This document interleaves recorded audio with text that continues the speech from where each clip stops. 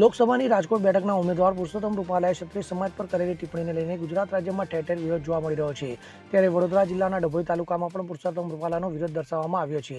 જેમાં સાઠોદ ગામના મુખ્ય દ્વાર પર રાજપૂત સમાજે જેસીબીની મદદથી ભાજપના કાર્યકરોના પ્રવેશ પર પ્રતિબંધ ફરમાવતું બેનર લગાવ્યું છે. જ્યાં સુધી પુરુષોત્તમ રૂપાલાની ટિકિટ રદ ન થાય ત્યાં સુધી કોઈ પણ ભાજપના કાર્યકર કે આગેવાનોએ ગ્રામમાં પ્રવેશ કરવો નહીંના બેનર લગાવવામાં આવ્યા છે. ગત મોડી રાત્રે ડભોઈ તાલુકાના સાઠોદ ગામે આ બેનર જેસીબીની મદદથી લગાવવામાં આવ્યા હતા.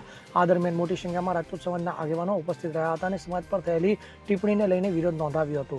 તો આ અગાઉ તાલુકાના માંડવા ગામના રાજપૂત ફળિયામાં પણ ભાજપ વિરુદ્ધ બેનરો લાગ્યા હતા. તેમજ આગેવાનો દ્વારા એકત્રિત થઈ પુરુષોત્તમ રૂપાલા સામે સૂત્રોચ્ચાર પણ કરવામાં આવ્યા હતા. અને આ ચૂંટણી નહીં પરંતુ આવનાર દરેક ચૂંટણીમાં ક્ષત્રિય સમાજ ભારતીય જનતા પાર્ટી વિરુદ્ધ મતદાન કરશે તેવું જાહેર કર્યું હતું. Bureau report CN24 news. હવે જુઓ દેશ દુનિયાની તમામ ખબરો તમારી આંગળીના ટેરવે. ઉઠાવો મોબાઈલ અને ગૂગલ પ્લે સ્ટોર પરથી ડાઉનલોડ કરો અમારી CN24 ન્યૂઝ મોબાઈલ એપ.